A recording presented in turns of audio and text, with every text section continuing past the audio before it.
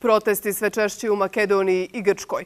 Ikonografija na protestima ista. Sveštenici i religijski simboli u prvim redovima. Ne damo ime Makedonije. Identitet i jezik odlučni su Makedonci. Grci ne popuštaju. Mijenjajte ime i ustav. Hoće li spor Atine iz Skoplja koji traje 27 godina rješavati neki novi Richard Holbrooke? Odgovor je potražio Sead Rizvanović. Ulaze li pregovori oko problema imena koji Makedonija ima sa Grčkom u završnoj fazi ili se dešava još jedan neuspješni pokušaj rješavanja 27-godišnjeg spora? Signali koji dolaze iz Skoplja i Atine su jednog dana ohrabrujući, a drugog pesimistički, dok međunarodna zajednica šalje umereni optimizam. Posle sporazuma premijera Grčke i Makedonije Ciprasa i Zajeva, oficijalna Atina je pristala da pušti Makedoniju da uđe u neke međunarodne institucije, dok je makedonska strana prihvatila da promeni imena autoputa ka Grčkoj i aerodroma u Skoplju, koji su nosili imena Aleksandra Velikog. Istovremeno, nove gradske vlasti koji dolaze iz socijaldemokratske stranke premijera Zajeva su počele i demontažu spomenika koji su masovno postavljeni u centru Skoplja za vreme vladavine Nikole Grujevskog i njegove VMRO DPMNE. I dok su reakcije za autoput i aerodrom bile mlake, uklanjanje spomenika Andona Janeva Ćoseta, kontroverzne ličnosti iz perioda borbe protiv Turaka, su podigle deo javnosti i opozicije na noge. To je čin kojeg praktikuju retrogradni sili kako ISIS u Siriji. To je postupak koji prakticiraju retrogradni elementi kao što je ISIS u Siriji i talibanci u Afganistanu. Jedno je sigurno, doći će dan kada će ovaj spomenik biti postavljen na mjestu koje zaslužuje, a doći će i dan kada će se oni koji to rade sramiti svojih postupaka. Za deo istoričara Ćose je bio probugarski ubica, a za sadašnju vlast njegovo postavljanje ispred makedonskih sudova sa nožem u rukama je trebalo da prati poruku protivnicima Grujevskog. Na mjesto kada što dosega se naljaše spomenikot na Ćoseto. Na mjestu gdje se nalazio spomenik Ćoseta, grad Skoplje će posaditi drvo koje će biti posvećeno čovjekovim pravima i tamo će biti izgraviran član 10 Univerzalne deklaracije Ujedinjenih nacija. Predstavnici međunarodne zajednice su sa svoje strane zadovoljni promjenama. Predsjednik Europske komisije Jean-Claude Juncker, koji je balkansku turneju počeo u Skoplju, kaže da je promjena imena aerodroma pozitivan korak prema dogovoru sa Grčkom. Razgovarao sam sa grčkim premijerom Ciprasom i kazao sam mu da ostane na započetom putu. Kad sam stigao na vaš aerodrom, mogao sam da vidim pozitivnu promjenu. Spomenice, skulpture i antičke građevine u Skoplju nisu samo pitanje arhitekture, već i različitog tumačenja istorije. Ovdje iza nas stoji postament lika koji je za jedne bio heroj, a za druge ubica. A u Skoplju ima još dosta takvih spomenika.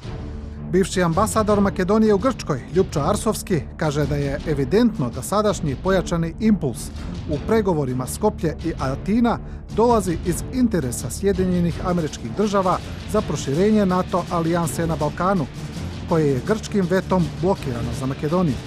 Ti su američki interesi pojačani ruskom političkom i vojnom ekspanzijom i interesima Moskve na Balkanu, koji su najjasniji neuspješnim državnim udarom u Crnoj Gori, kada je Podgorica primljena u NATO.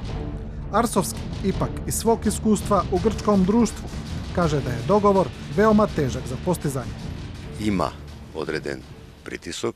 Ima određenog pritiska, određenih preporuka prema obe države. Naša vlada ponavlja da želi kompromis, ali vidimo da su grčki stavovi veoma tvrdi, tako da ima razloga zašto nešto nije rešeno već 27 godina. I u Grčkoj i u Makedoniji su nacionalisti održali proteste sa istom parolom za odbranu imena Makedonije. Ikonografija na protestima ista, sveštenici i religijski simboli u prvim redovima, kletve za protivnike do 7. kolena i poneka zapaljena zastava. Ipak, ankete javnog mišljenja pokazuju različitu situaciju u Makedoniji i Grčkoj, dok se u makedonskom multietničkom društvu raspoloženje javnosti za ulazak u Evropsku uniju i NATO kreće oko 70%, čak i sa mogućom promjenom imena, u Grčkoj je druga situacija. Istraživanja kod makedonskog južnog susjeda pokazuju da se 70% Grka protivi rješenju imena koje bi sadržalo reč Makedonija. Može bi zato i grčka strana. Možda grčka strana pokušava da stvori pozitivnu atmosferu i da da znak da su i tamo promijenjene stvari, iako prema mojoj proceni nema velike promjene. Grčki premijer Cipras će imati velike probleme na unutrašnjem planu, a posebno oko glasanja eventualnog rješenja u parlamentu.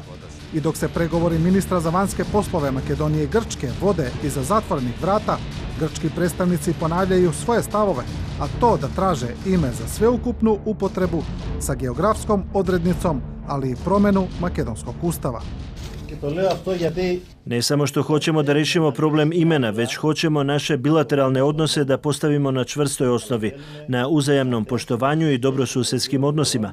To znači da se moramo boriti protiv iredentizma u svim oblicima, sa garancijama da se neće ponovo pojaviti problemi u budućnosti. Promjena ustava je jedan od glavnih kamena spoticanja u eventualnom sporazumu, jer makedonska vlada je kategorično protiv. Ipak, makedonski premijer Zaev je prvi put javno rekao da je država spremna za ime sa geografskom odrednicom. Vjerujem da ćemo postići kompromis koji će biti dostojanstven za obe strane i koji neće zadirati u identitet makedonskog naroda, niti u identitet dela grčkog naroda. Mi u stvari razgovaramo za razgraničenje imena naše države od regiona u Grčkoj koji se isto zove Makedonija. Glavni strah kod etničkih Makedonaca je promjena njihovog identiteta posle promjena imena države, jer Grčka otvoreno to i traži. Verujem da identitet definišu sami narodи. Ujedinjeni народи преговарају око имена државе, а Уjedinjenim nacijama se ne raspravlja o identitetu. Crvene linije je postavio i makedonski ministar vanjskih poslova Nikola Dimitrov, a to da su nacija i jezik makedonski.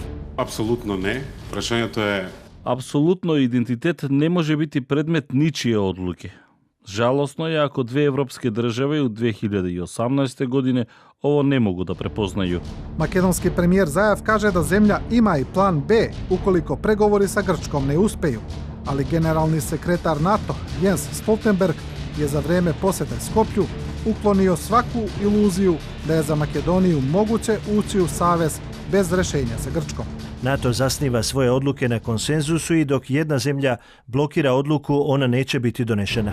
Jedan od mogućih kompromisa Skoplje i Atine je potpisivanje međunarodnog sporazuma za koji bi garant bio Savet bezbednosti Ujedinjenih nacija, što bi izbjeglo potrebu menjanja makedonskog ustava. Ali zasad Grčka ostaje protiv tog rješenja.